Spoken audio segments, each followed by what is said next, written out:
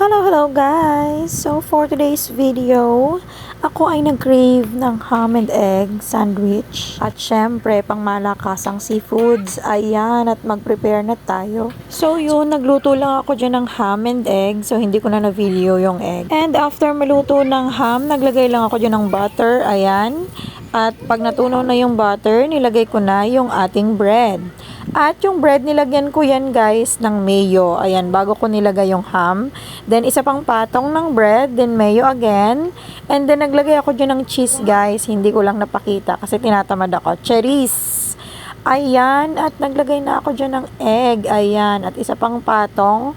Ayan. Then, flinip ko lang siya. Ayan. Para magkaroon ng butter din yung kabila. And then, pinatoast ko lang yan. Ayan. So, tinosta-tosta ko lang. And then, okay na. Ayan. So, ready na ang aming breakfast ni Baguette. Sa kanya ay pancake. Ayan. And then, syempre, for the timpla tayo ng coffee, hindi pwedeng walang coffee kasi coffee is life. Ganun. Ayan. So, solve na naman ang aming breakfast ni Baguettes.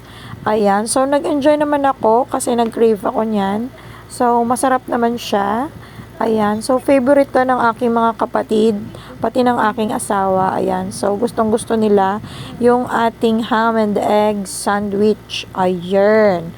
So, syempre, bago tayo kumain, marami muna tayong ka-ek-eka na ginagawa. Ayan. Syempre, may pa-video pa yarn. O, diba? Pa-photoshoot, pa-video. Kaya, kakain man lang tayo, gutom na tayo mga B. Ayan, so syempre marami pa tayong ginagawang seremonyas. Ayan, 'di ba? Hindi matapos-tapos na pa video ang ating ginagawa diyan. Ayan. So tama ka na, Mi. Tama na. Oo na, maganda na siya. Ganda ng presentation. Ayan. So tayo ay kakain na mga Mi, syempre. For the taste na tayo mga Mi, syempre masarap yan. Kasi luto ko yan. O, syempre pag luto nyo hindi masarap, cherries! Cherries lang naman. Syempre masarap tayo magluto mga Mi. Then after ko nga kumain dyan guys, ayan, nag-crave na naman ako at nagutom na naman ulit tayo. Hindi pa nga bumababa yung ating kinain. Ayan, nagluto na naman ako. Syempre, masarap yan, seafoods guys. Buttered garlic seafoods. Ayan.